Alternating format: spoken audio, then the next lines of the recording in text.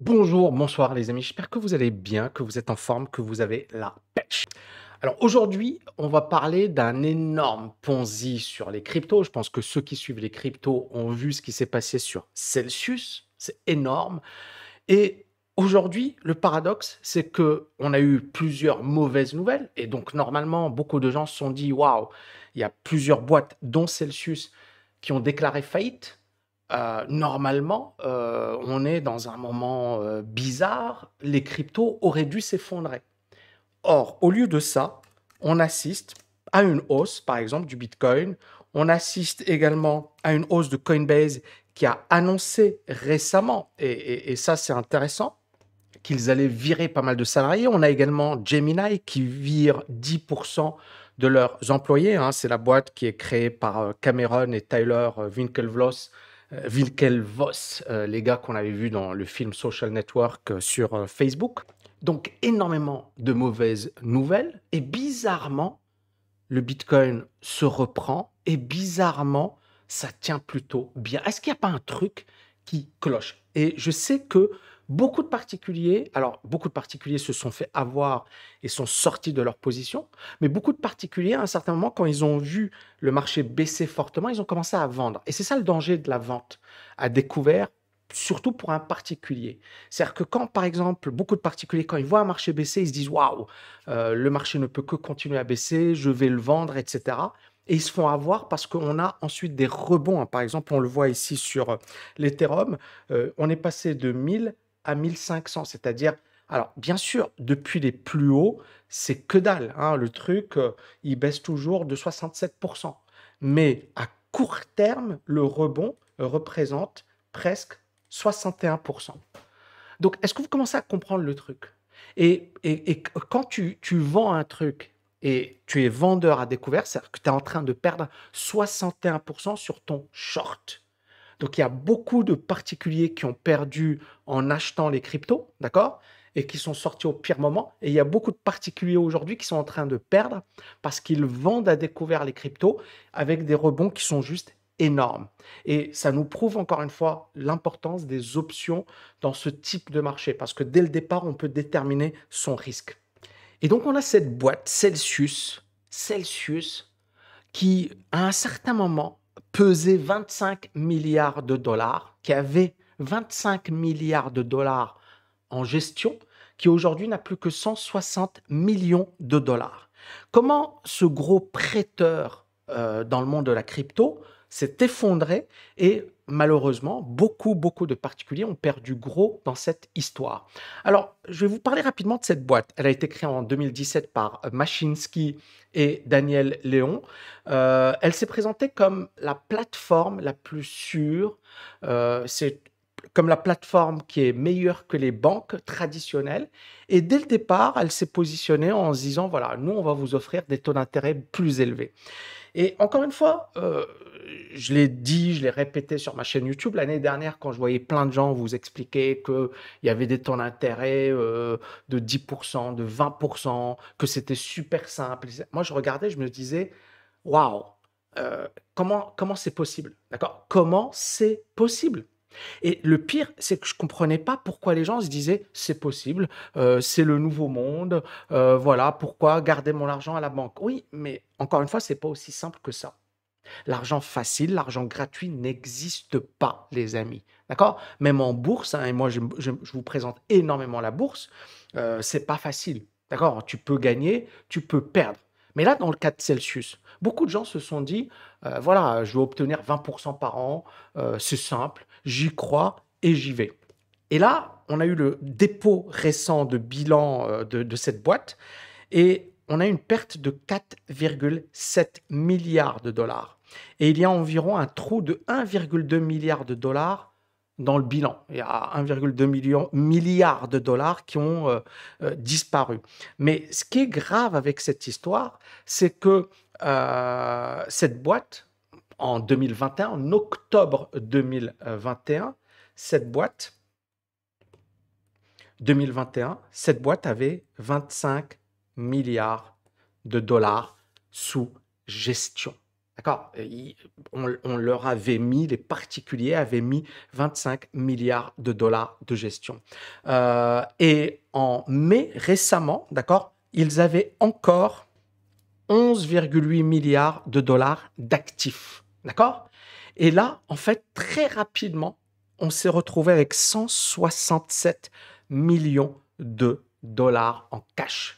Comment finalement leur argent s'est évaporé? En fait, on a eu une fuite des capitaux. Les gens ont retiré leur argent massivement, mais les pertes sont quand même très importantes. Et il ne faut pas oublier que ces gens-là, donc ils ont perdu 4,5 milliards de dollars, mais ces gens-là, ils avaient 100 000 clients.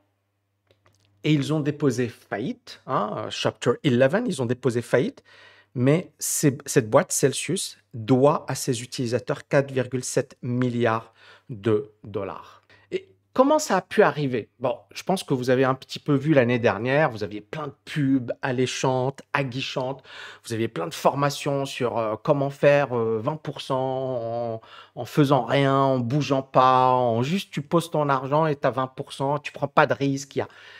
Et c'est-à-dire, j'ai assez de recul pour savoir que quand on te propose un truc comme ça, c'est une arnaque. D'accord? Sauf que là, l'arnaque, elle était juste magnifique parce que tout le monde, il y avait plein d'ambassadeurs, plein de chaînes YouTube, plein de gens qui disaient c'est magnifique, c'est extraordinaire, c'est facile, le vieux monde. Et là, avec les cryptos, tu as 20%. Et en fait, c'est comme si ça, dans l'ancien monde ou le nouveau monde ou tout ce que tu veux, dans la métaverse, c'est une arnaque. Et en fait, c'est ça. C'est que ici, for Celsius promising those big yields, donc le fait que Celsius promette ces taux élevés, premièrement, ça a attiré énormément de gens qui ne veulent pas 20% sans rien faire, gratuitement. Alors que le livret A, il te propose rien. Qui ne voudrait pas ça? On est d'accord? Donc, tu es monsieur lambda, on te propose 20%, on te propose 1%. D'accord? Tu vas choisir le 20%. Tu vas te dire, waouh, il n'y a pas de risque, etc. Et donc, beaucoup de gens ont sauté le pas, ont commencé à investir, d'accord? On parle quand même de 25 milliards de dollars, hein, et ce n'est pas les seuls. Et puis, à partir de là, comment ils allaient financer comment dirais-je, cette rémunération aussi importante? En attirant de nouveaux clients. Le principe même d'un Ponzi. Le principe même d'un Ponzi. Car tu rémunères des gens en alimentant grâce à de nouveaux apports. Et quand la dernière fois j'avais parlé de Ponzi sur les cryptos, alors bien sûr, certaines personnes l'ont mal pris parce que j'ai parlé de Bitcoin, etc. Mais encore une fois, ce que j'avais dit et mon raisonnement était le bon, d'accord? C'est que les gens qui ont acheté en 2021, un sur deux, un investisseur sur deux a commencé à investir sur le Bitcoin en 2021, c'est-à-dire au pire moment. Donc aujourd'hui, toutes ces personnes qui ont investi en 2021, toutes ces personnes sont perdantes. D'accord? Peut-être qu'elles redeviendront positives. Peut-être pas. J'en sais rien. Vous n'en savez rien et c'est l'avenir qui nous le dira. Mais une chose est sûre, une personne sur deux qui a investi sur les cryptos, qui était un premier investisseur sur les cryptos en 2021, est en train de perdre beaucoup d'argent. Point à la ligne. Voilà. Et donc, the yields, hein, c'est-à-dire le rendement qu'on veut présenter, était faux et subventionné. C'est-à-dire qu'encore une fois, les nouveaux capitaux permettaient de financer les anciens investisseurs. C'est un magnifique Ponzi de 25 milliards de dollars. C'est juste incroyable. Et là, ce qui est incroyable, c'est que, vous savez, récemment, il y a Celsius avait annoncé effectivement l'arrêt des retraits, c'est-à-dire que si tu avais mis de l'argent chez Celsius, tu pouvais même pas le récupérer. C'est un truc de fou. C'est un truc de fou. D'accord? Et même à ce moment-là, les gars, ils n'ont pas arrêté de faire de leur pub. Ils continuaient de dire, OK, si tu nous rejoins, tu reçois 19%. Le 3 juillet, ils disaient toujours, tu peux gagner jusqu'à 18% si tu investis chez nous. On parle de plus de 100 000 clients, 100 000 prêteurs. Et il y a également des gros, hein, notamment Sam Bankman-Fried, c'est le mec qui dirige FTX, qui sont également prêteurs dans cette affaire. On a également Voyageur Digital qui compte 3,5 millions de clients, qui a également déposé son bilan récemment, que c'est une autre plateforme de prêt populaire. Elle s'adresse aux investisseurs particuliers. Et vous voyez ici, this website is undergoing updates as we move through a voluntary restructure. Donc, on est dans un processus de restructuration, etc. Et quand on clique sur ça, waouh, 10% de rémunération, 8%, 9%. C'est génial, c'est magnifique tout ça, c'est extraordinaire. Voilà ce que tu vas toucher, voilà ta rémunération, blablabli, blablabla. Et malheureusement, encore une fois, voilà, ce que j'ai envie de vous dire, les amis, faites l'effort de vous former sérieusement. Faites l'effort d'arrêter de rêver. Parce qu'encore une fois, les gens qui ont cru dans ça et qui ont perdu de l'argent, bah, c'est de leur faute. Si vous avez été assez stupide pour croire que l'argent facile existe, eh ben, c'est de votre faute. D'accord?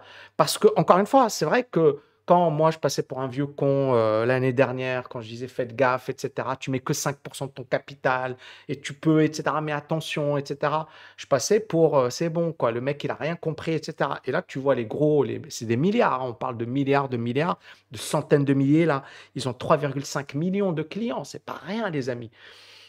Ben, je vous dis un truc, arrêtez d'être naïf en bourse, sur les cryptos, sur les marchés financiers. Arrêtez d'être les pigeons de ces gens-là qui vous expliquent que l'argent facile, l'argent Non, non, non. L'argent, c'est beaucoup de boulot, c'est beaucoup de galères, c'est beaucoup de nuits blanches, c'est beaucoup de sacrifices pour pouvoir atteindre ta liberté financière. Si tu penses qu'il suffit de claquer un doigt, de suivre un ou deux trucs, de regarder deux, trois vidéos pour devenir millionnaire, bienvenue en 2022, d'accord? C'est pas comme ça que ça se passe. C'est plus de boulot, plus de voilà. Et c'est moi je le sais parce que j'ai bossé pendant des années et des années. Je continue de bosser et je sais que ok je suis millionnaire, ok je suis libre financièrement, mais je pense que je bosse comme pas possible. Et je pense qu'encore une fois, il faut arrêter avec le rêve débile de je peux gagner de l'argent rapidement. Ça n'existe pas, les amis. Alors tu peux avoir de la chance, tu peux tomber au bon moment, tu peux faire. Mais si tu as eu de la chance, récupère ton fric, dégage, d'accord? Mais ne sois pas débile au point de penser que ça va durer éternellement, d'accord? Si tu as eu la chance d'acheter un truc et que ça a explosé, ça a pris x5, x10, génial, je suis super content pour toi. C'est pas un signe d'intelligence, c'est de la chance. Point à la ligne. L'intelligence, c'est dans 10 ans, dans 20 ans, dans 30 ans, tu es toujours en vie, tu as toujours de l'argent et tu as un beau compte bancaire bien garni et tu n'es pas à la rue, tu n'es pas SDF, tu n'es pas dans la merde. C'est ça l'intelligence. D'accord? La chance, c'est n'importe qui. D'accord? N'importe qui met de l'argent quand tu as un marché haussier qui démarre peut gagner de l'argent. Tu n'as pas besoin d'être polytechnicien, tu as juste besoin de mettre du fric. C'est aussi simple que ça. Ce n'est pas un signe d'intelligence. L'intelligence financière, bien évidemment, parce qu'il y a différents types. L'intelligence financière, c'était encore là dans 5 ans, dans 10 ans, dans 15 ans, dans 20 ans. D'accord? Moi, regardez, mon école, elle existe depuis 2010. Il y a plein de gens, ils sont arrivés, ils sont montés, ils m'ont explosé, ils commençaient à me clasher. Ils ont disparu, les gars.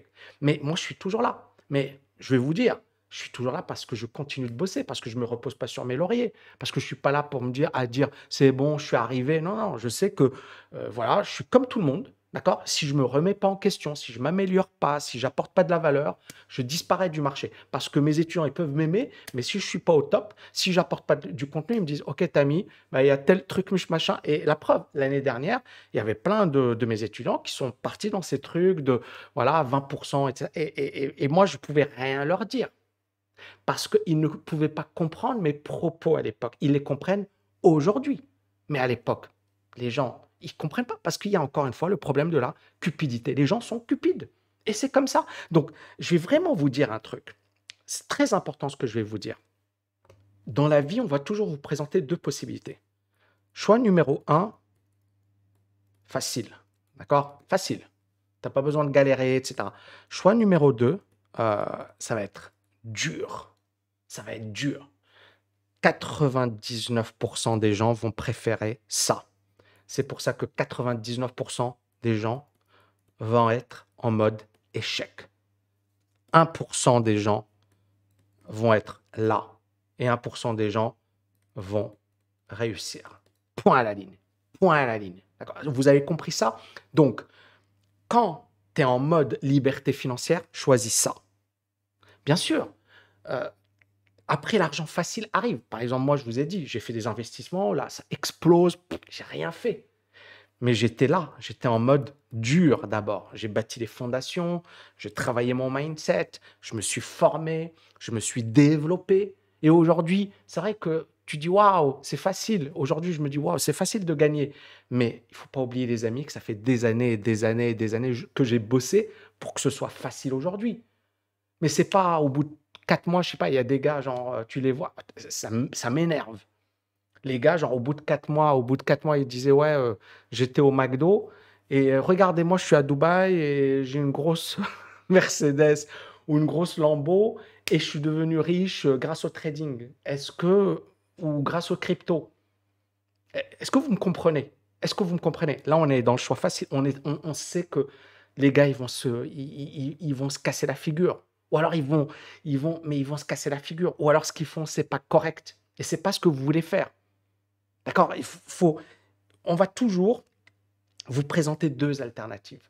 Choisissez l'alternative difficile. D'accord? Ça ne veut pas dire, attention, ça ne veut pas dire qu'il faut bosser comme un dingue, qu'il faut. Voilà, non, non, il faut bosser intelligemment, mais il faut bosser dur. Intelligemment et dur. Tous les mecs que je connais qui cartonnent, ils bossent dur, les mecs. Ils sont pas là en mode, voilà, c'est des bosseurs.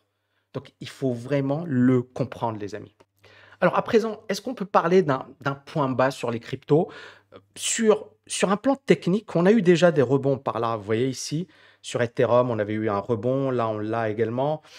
C'est pas mal, c'est-à-dire on casse, etc. Mais sur du plus long terme, sur du weekly, on est bien d'accord qu'on est vraiment en mode, là je vais le mettre en, voilà, on, on est vraiment en mode reprise. On est en mode, vous voyez, on est encore sous les moyennes mobiles, donc on a encore de la marge, on peut monter sur les 2200, ça pose pas de problème, sachant que les précédents points hauts étaient à 4800, 5000. Donc on peut retracer une partie du mouvement baissier. Tant qu'on est sous la zone des 2500, on est toujours en mode rebond. D'accord? Ça, je parle pour les swing traders, les gens qui veulent, voilà. Pour les investisseurs, bon, voilà, on peut toujours être en mode DCA, même si, comme je l'ai dit, hein, si jamais le marché se casse bien la figure et si jamais on a un vrai hiver des cryptos, attention. Et c'est ça le truc, c'est qu'aujourd'hui, il y a de plus en plus de gens qui vous expliquent que on a eu un excès, par exemple sur le Bitcoin. Ils vous disent, on a eu un excès, d'accord? Ils vous expliquent que c'est la première fois qu'on a un décalage, un écart assez important par rapport à la moyenne mobile 200, d'accord? Donc ici, donc à chaque fois qu'on a un écart important, généralement, le marché repart à la hausse. Donc ça, c'est la première stratégie ou le premier point de vue. Deuxième point de vue, c'est un point de vue intéressant sur un short squeeze. Alors un short squeeze, c'est quoi? Vous avez quelqu'un, par exemple, qui, autour des 100, considère qu'il va vendre à découvert, d'accord? Et il considère que le marché va baisser. Si le Bitcoin, par exemple, passe de 100 à 50, d'accord? Et je ne sais pas moi, il a investi 100 000. On est bien d'accord que là, à 50, il est en train de gagner 50 000 dollars. D'accord? Maintenant, si le Bitcoin repart à la hausse et tape les 150, voire 200, on est bien d'accord que là, il est en train de perdre 50 000 dollars. Et là, il est en train de perdre sa mise, à savoir 100 000 dollars. Et donc, quand un marché évolue contre un vendeur, il y a un danger. Pourquoi? Parce que on peut aller sur 300. Et là, on ne va pas perdre 100 000 dollars, mais on va perdre 200 000 dollars. Et dans un marché qui rebondit, on peut avoir un rebond très, très puissant. Et donc, beaucoup de vendeurs à découvert qui ont en plus utilisé du levier, ils risquent de se ruiner. Et donc, quand la douleur devient tellement importante, on a ces vendeurs à découvert qui vont faire ce que l'on appelle un rachat de position, d'accord, vendeuse. Ça veut dire quoi? Ça veut dire que ceux qui ont vendu ils sont en train de perdre et pour éviter de perdre plus, ils vont acheter leur position. Et souvent, dans ces retournements, on a ce que l'on appelle un short squeeze, c'est-à-dire que les vendeurs sont squeezés, ils sont pressés et ils sont en train de perdre énormément d'argent. Et on a Ki Young-ju, qui est le PDG de CryptoQuant, qui a affirmé que, voilà, ici, par exemple, en 2020, on avait les positions courtes sur le Bitcoin. Il y avait beaucoup de vendeurs à découvert, autour de 10 000 et de 20 000. Et que, en fait, ces vendeurs représentaient 10% des achats. C'est intéressant. Donc, et que ça a fortement entretenu la reprise parabolique du marché. Parce qu'effectivement, rappelez-vous sur le Bitcoin, ici, vous voyez ici, les amis, beaucoup de gens étaient vendeurs à découvert. Et puis ensuite, on a eu également par là pas mal de ventes à découvert. Regardez ici, on a les volumes qui explosent. Là, c'est la crise du Covid. Et puis ensuite, vous avez le marché qui rebondit, qui commence à stabiliser. Et puis là, ça explose à la hausse. Et en fait, beaucoup de vendeurs à découvert vont sortir de leur position à ce moment-là bien précis parce que la perte devient trop douloureuse. Et donc, ce fameux Ki Young-ju nous explique qu'on est peut-être proche d'un point bas. Mais encore une fois, moi, je vous le dis, hein, on est en train de jouer un rebond, d'accord? C'est sympathique sur un plan daily, c'est sympathique. Voilà, on est en train de faire une sorte de divergence haussière. On est au-dessus des moyennes mobiles. Voilà, c'est pas mal. On a une première résistance à 3000, mais on n'est pas encore en phase de retournement. Et ça va dépendre, pour moi, de la conjoncture économique. Ça va dépendre, vous voyez, idem, le Nasdaq, le S&P. On est en train de dessiner des petits rebonds, mais comme on en a eu ici, hein, donc c'est pour ceux qui sont pressés, bon. Pour ceux qui sont impatients, on a encore de la marge avant de parler d'un véritable retournement. Il faut juste être patient et bien, bien, bien choisir son combat. Pour moi, il y a encore, voilà, on est sous les moyennes mobiles. On n'est pas encore sorti de ce retournement baissier. Il y a encore beaucoup d'incertitudes. On consolide, c'est normal parce que le marché a beaucoup corrigé, mais on ne peut pas parler d'un véritable retournement. Waouh, c'était une grosse vidéo, les amis. J'espère que vous avez kiffé. N'oubliez pas de liker, de partager. Si vous voulez aller plus loin avec nous, je vous invite à rejoindre mon groupe privé gratuit Agir. Vous avez également mon audiobook tami.net/agir, le livre audio de mon best-seller gratuit. C'est la meilleure manière de démarrer dans l'investissement, dans la liberté financière. Il y a beaucoup de gens qui me disent, Tami, mais je ne sais pas par quoi commencer, ou etc. Ouais, commence par écouter mon livre audio. C'est 8 heures. C'est ce que moi, j'ai mis des années à comprendre. D'accord? Et si tu as un minimum d'humilité, si tu as vraiment envie de progresser, moi, je pense que c'est la meilleure manière de démarrer dans la liberté financière. Merci les amis. N'oubliez pas de liker, de partager. Je vous dis à bientôt. Ciao, ciao, ciao.